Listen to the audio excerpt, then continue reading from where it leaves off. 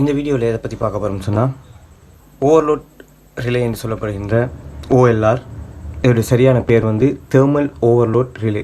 அதாவது இதுக்குள்ளே வந்து தேர்மல்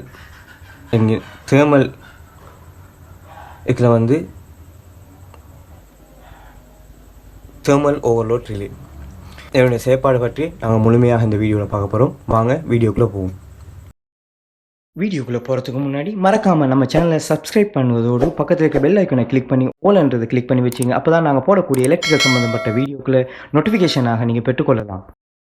தேர்மல் ஓவர்லோட் ரிலே அல்லது OLR என்று சொல்லப்படுகின்ற இதனுடைய தொழிற்பாடு என்ன சொன்னால் பிரதானமாக மோட்டர்களுடைய பாதுகாப்புக்காக வேண்டி பயன்படுத்தப்படுகின்றது. இதில் இருக்கக்கூடிய பிரதான அம்சங்கள் வந்து இதை பார்த்தீங்கன்னு சொன்னால் இதில் பிரதானமாக இதை எப்படி கனெக்ட் பண்ணுறதுன்னு சொன்னால் இது வந்து கண்டக்டரோட சம்மந்தப்படும் மூணு பின், அதாவது பிரதான சப்ளைக்காக வேண்டி L1 L2 L3 அவுட்டில் 2 4 6 அவுட்டோட கனெக்ட் பண்ணப்படுது. கனெக்ட் பண்ணப்பட்டு அது பின்னாடி சப்ளை T1 T2 T3 அதாவது 2 4 6 இதை நீங்கள் வந்து கண்டக்டரில் பார்க்கலும் உங்களுக்கு பிரதான சப்ளை 2 4 6 T1 T2 T3 அதாவது லைன் 1 லைன் 2 லைன் 3 சப்ளை வந்து இதோட வந்து என்ன செய்யப்படும் சொன்னால் கனெக்ட் பண்ணப்படும். இது வந்து மவுண்ட் பண்ணுறதுக்கு ஒரு பின் இருக்கும். இது வந்து இதுக்குள்ளே வந்து கனெக்ட் ஆகும் சொன்னால் நான் கண்டக்டர் மூலமாக இன் செய்யப்பட்டது வந்து OLRின் மூலமாக அவுட் செய்யப்படும். என்னுடைய பிரதான பயன்பாடு என்னென்னு சொன்னால் மோட்டரில் ஏற்படுகின்ற அசாதாரணமாக திடீரென்று அதிகரிக்கின்ற மின்னோட்டம் அதிகரித்தால் இது வந்து என்ன செய்யும் சொன்னால் OLR வந்து செயற்பட்டு உடனடியாக அதுக்கு போக வேண்டிய சப்ளையை வந்து துண்டிக்கப்படும். இது எப்படி நடக்குன்னு பார்த்தீங்கன்னு சொன்னால் இதுக்கு பிரதானமாக இதை நடக்கிறதுக்கு பார்க்க வேண்டிய அம்சம் வந்து இதை பார்த்தீங்கன்னு சொன்னால் இதில் எம்பியர் ரேட்டிங் இருக்கும்.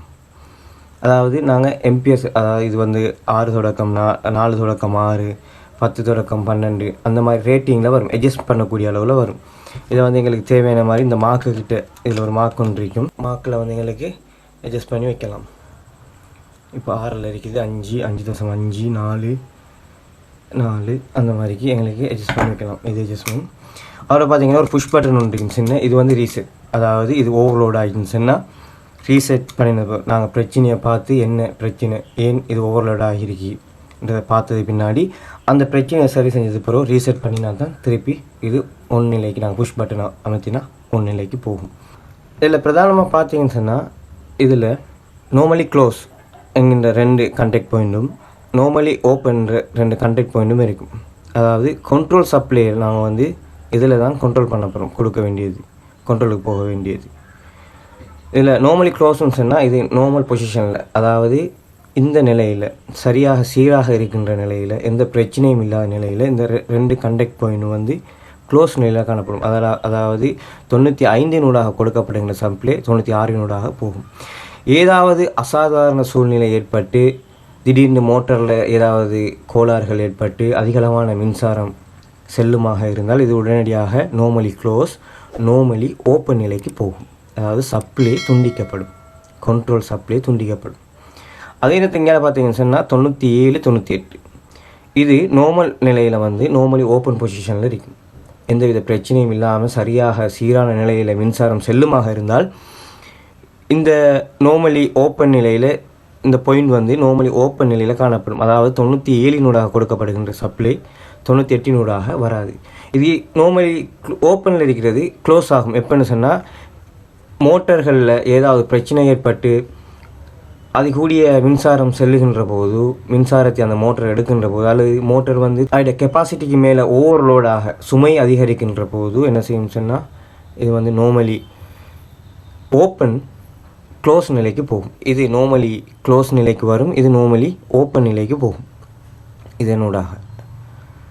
இதனூடாக கொடுக்கப்படுகின்ற சப்ளை நார்மலி க்ளோஸ் கொடுக்கப்படுகிற சப்ளை ஏதாவது பிரச்சனை ஏற்பட்டால் நார்மலி ஓப்பன் ஆகும், சப்ளை போகாது. அதே நேரத்தில் நார்மலி ஓப்பனாக இருக்கின்ற அந்த கான்டாக்ட் பாயிண்ட்கள் 2 வந்து ஏதாவது பிரச்சனைகள் ஏற்பட்ட உடனே வந்து அதிகமான மின்சாரம் போகும், அல்லது மோட்டர் ஓவர்லோட் ஆகின்ற போது க்ளோஸ் நிலைக்கு போகும்.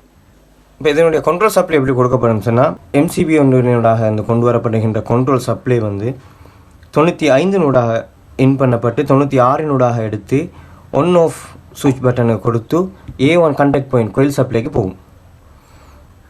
மோட்டரில் ஏதாவது பிரச்சனை இல்லாமல் இருந்துச்சுன்னா நாங்கள் புஷ் பட்டனை ஒன் பண்ணினா கண்டக்ட் பாயிண்ட் வேலை செய்யும். ஏன்னு சொன்னால் கொடுக்கப்படுற சப்ளை இப்போ வந்து நார்மலி க்ளோஸ் நிலையில் இருக்குது. இதனூடாக கொடுக்கப்படுற சப்ளை 96 அது அப்படியே வந்து எந்த பிரச்சனையும் இல்லாமல் போகும். நாங்கள் ஆஃப் புஷ் பட்டனை ப்ரெஷ் பண்ணோம்னு சொன்னால் மோட்டர் வந்து வேலை செய்யாமல் நிற்கும், அதாவது கோயில் சப்ளை இல்லாமல் நிற்கும். அதே நேரத்தில் மோட்டரில் ஏதாவது பிரச்சனை ஏற்பட்டால் அதை நாங்கள் ரீசெட் டெஸ்ட் பட்டனை புஷ் பண்ணுகின்ற போது நார்மலி க்ளோஸில் பொசிஷனில் இருக்கிறது வந்து நார்மலி ஓப்பன் நிலைக்கு வரும். அதாவது நார்மலி க்ளோஸில் இருக்கிறது வந்து நார்மலி ஓப்பன் நிலைக்கு வரும். ஓப்பன் நிலையில் வந்தால் இதனோட சப்ளை வந்து போகாது. அதால் வந்து மோட்டர் இது கண்டக்ட் வந்து வேலை செய்யாது. அதனால் மோட்டருக்குரிய சப்ளை போகாது. இதுதான் இதால் நடக்கிற விஷயம். 97 வந்து 97 சப்ளை லூப் பண்ணப்பட்டு 98 இண்டிகேட்டர் பாயிண்ட்டுக்கு போகும்.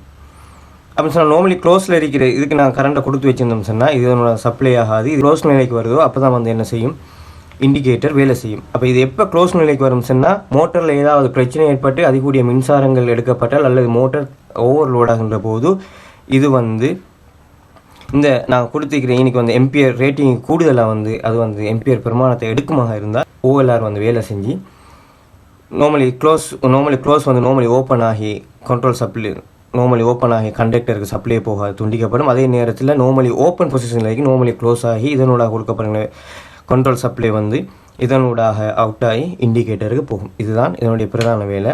OLRுடைய பிரதான செயற்பாடு வந்து மோட்டார்கள் வந்து அதிகூடிய மின்சாரத்தை எடுக்கின்ற போது, அதாவது நாங்கள் இங்கே ரேட்டிங் வச்சிருப்போம், இந்த ரேட்டிங் எம்பியர் பிரமாணம் வச்சிருப்போம். இந்த எம்பியர் பிரமாணத்து கூடுதலாக சடுதியாக மோட்டர் வந்து எம்பியர் எடுக்குமாக இருந்தால் உடனடியாக இவர் வந்து கண்டக்டருக்கு போக வேண்டிய கண்ட்ரோல் சப்ளை நிப்பாட்டுவார். அதே நேரத்தில் இண்டிகேட்டரை நம்மளுக்கு காட்டுவார், அதாவது ஓவர்லோடாக இருக்குது இல்லாட்டி ஏதாவது பிரச்சனை இருக்குது, OLR தன்னுடைய சப்ளை வேலையை நிவர்த்தி செஞ்சிருக்குன்னு சொல்லி இண்டிகேட் காட்டும். அதே நேரத்தில் முக்கியமான ஒரு பகுதி ஒன்று இருக்கிறது, அதாவது அட்ஜஸ்ட்மெண்ட் செய்யக்கூடியது. எங்களுக்கு உங்களுக்கு பார்த்தாலே விளங்கும், இந்த கண்டக்ட் பாயிண்ட் 2 இது வந்து அட்ஜஸ்ட் பண்ணிடும். இந்த வசதி என்னத்துக்கு வச்சுருக்காங்க சொன்னால் நாங்கள் இதை கண்டக்டரோட இணைக்கின்ற போது எங்களுக்கு அதை வந்து சரியாக இணைக்கிறதுக்கு அட்ஜஸ்ட் பண்ண வேண்டிய தேவை ஏற்படும். அந்த அட்ஜஸ்ட்மெண்ட்டுக்கு ஏற்ப இங்கால கொஞ்சம் அட்ஜஸ்ட் பண்ணுறதுக்குரிய மாதிரி தான் வச்சுருக்காங்க. இதுதான் OLRுடைய பிரதான வேலை. இதில் எம்பியர் ரேட்டிங் நான் பார்க்கணும், ரீசெட் பண்ணுற ஒரு பட்டன் இருக்குது. நாங்கள் ரீசெட் பண்ணதுக்கு பிறகு தான் மீண்டும் வந்து OLR வந்து வேலை செய்யும். இவ்வளோ தெரிஞ்சிருந்தால் போதும். இதனுடைய சப்ளை வந்து DOL மெத்தடில் மோட்டர் ஒன்றுக்கு சப்ளை கொடுக்கும், அதாவது டைரெக்ட் ஆன்லைன் மெத்தடில் சப்ளை கொடுக்கின்ற போதும் முழுமையாக எப்படி நாங்கள் கண்டக்டர் கொண்டுக்கு OLRின் மூலமாக சப்ளை கொடுக்கறதுன்றதை தெளிவாக பார்க்கலாம். இந்த வீடியோ உங்களுக்கு பிரயோசனமாக இருக்குன்னு சொன்னால் இந்த வீடியோ பற்றி உங்களுடைய கருத்துக்களை பதிவு செய்யுங்க. சந்தேகங்களை, இந்த வீடியோ தொடர்பான சந்தேகங்கள் நீங்கள் வந்து கமெண்டில் வந்து கேளுங்க. நன்றி. இன்னொரு வீடியோவில் சந்திப்போம்.